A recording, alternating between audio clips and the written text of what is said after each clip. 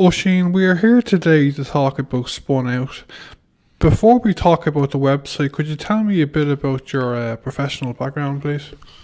So I work for SpunOut as a senior staff writer. So I've been working here for the past 3 years.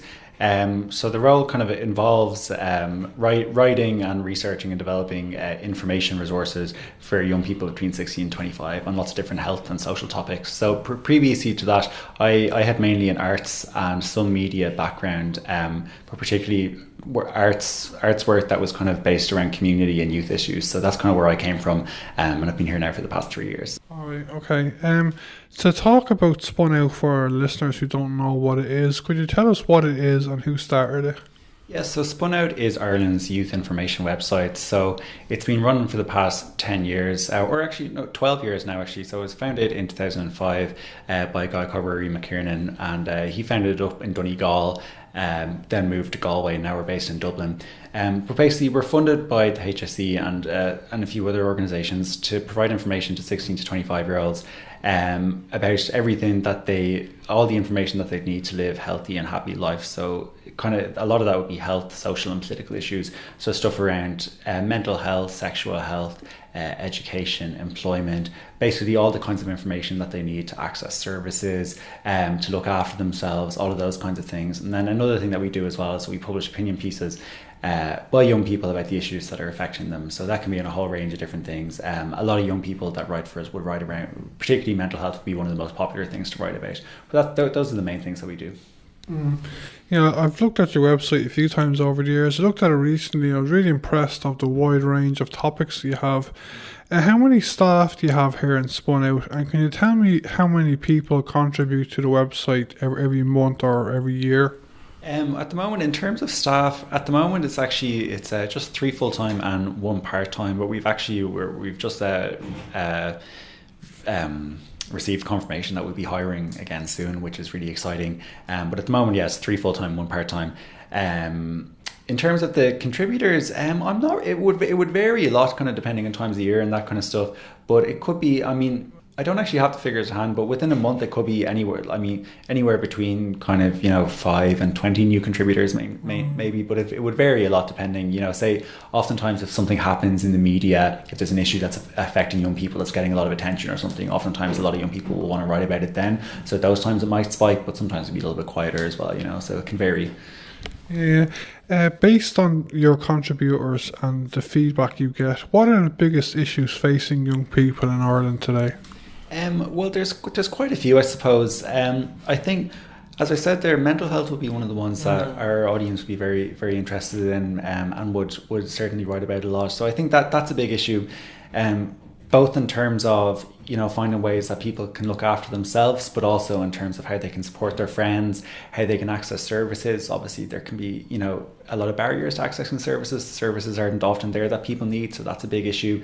And then also in terms of other health related things in general, stuff around sexual health and drugs and alcohol are really big issues as well. And then of course accommodation is a really big issue now, in a range of different ways, ranging right from stuff around knowing your rights when it comes to your tenancy, knowing how to deal with landlords, knowing what you're entitled to, then knowing how to access things like HAP and rent supplement if you're eligible for it, and then up to homelessness and homeless services. Obviously there's a massive homeless problem in the country now, so those are big issues there as well. So those would be some of the main ones. And then also things around employment as well, so both in terms of accessing employment, in terms of CVs and cover letters and all that kind of stuff, but then also in terms of your rights when you're in the job. There's obviously a lot more kind of insecure and low paid and precarious work that young people are in now, so kind of stuff around how you can best protect yourself if you're in a situation like that. So those kinds of things come up a lot as well. Just to speak about the lack of accommodation, I saw an article there in the paper a couple of days ago saying the shortage of student accommodation, something like 100 to meet demand, something like, I think it's 100 apartments have to be built every month for the next few years. Yeah. It's such a huge issue, isn't it?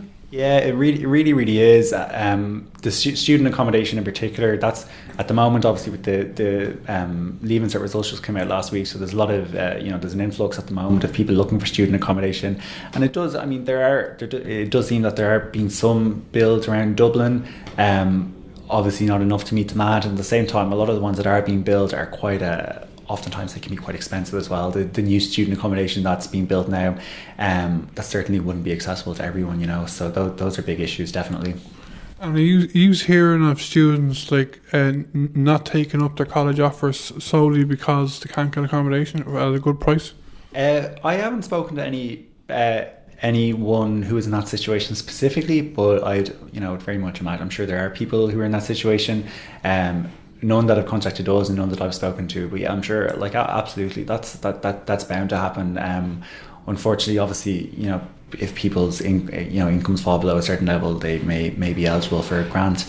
But because of the price of accommodation and price of living in general, the grant's not necessarily going to be able to cover that, and they and unfortunately, because of those things, may actually have difficulty accessing a place even if they've been offered it. I think it's very hard if you're a student and you're working part time and you're in college full time. Like I did that for first year when I was in college, and it really affected my results. When I did first year, I just scraped passes in every subject, and then the second year I wasn't working, and I did well in second year solely because I had a lot more time. It's unreal, isn't it? Yeah, absolutely. Like working part time when in college, can have a massive difference on massive impact on results. And I suppose like a sense of kind of economic precarity when in college can affect, it certainly affect stress levels and mental health and all those kinds of things as well. So those definitely, those things do have a big impact. Thanks to the like of SpunOut and other websites and organisations, the issue of mental health over the last few years has really come to the fore, hasn't it? Yeah, absolutely. We're definitely seeing a real change in the conversation around mental health. That's probably, it's probably only maybe three or 4 years maybe since that's kind of started happening. Obviously, there's been kind of certainly some public figures, the likes of Brezzy and Rubber Bandits and people like that, who've kind of they've came out and kind of shared their own stories, and that's made a big difference definitely to public perception around mental health.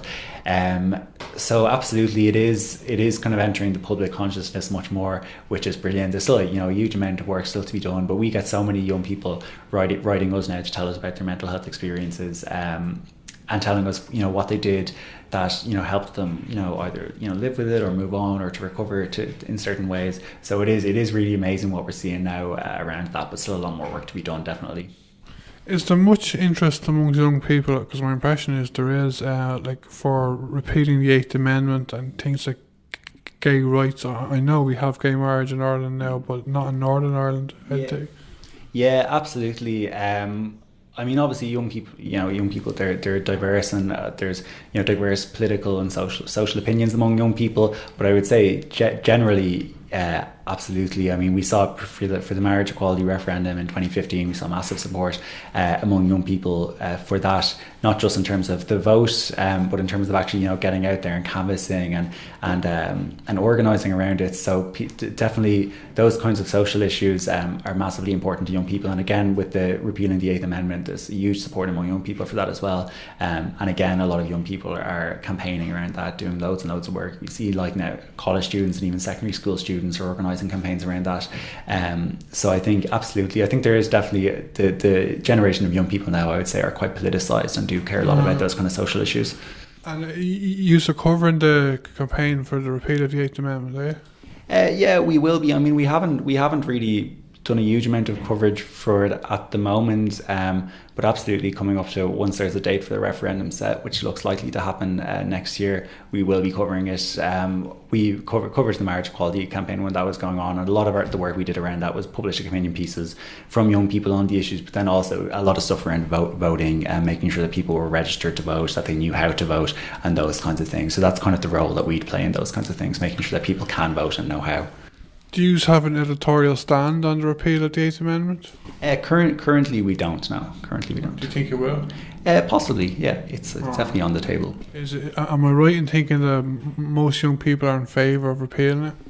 Well, I'm not sure if it's... I don't actually know if there's kind of been a poll done on it, so it's not... So I wouldn't be able to definitively say whether they are. It would certainly...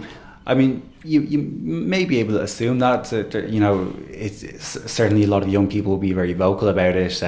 We see that online, and we see that within the campaign there are a lot of young people involved, but I'm not sure if there's actually any kind of solid data to draw from on that, but maybe there is. I don't actually know. Do you have articles or columns on your website in different languages other than English? We don't at the moment, but that would be a really good thing to have. Definitely, of course, English isn't everyone's first language, and it would be great if we could publish in different languages. We wouldn't have the capacity to do that at the moment, but if there were young people who had a different first language or whatever that may be, if they came from another country or whatever, we'd definitely love to hear from them if they'd be interested in writing articles for us. Absolutely. Yeah. Well, if you'd like any more information, you can visit SpunOut.ie. You'll find loads of information there on loads of different issues that affect young people in Ireland today. Oisín, thank you very much. Thanks very much.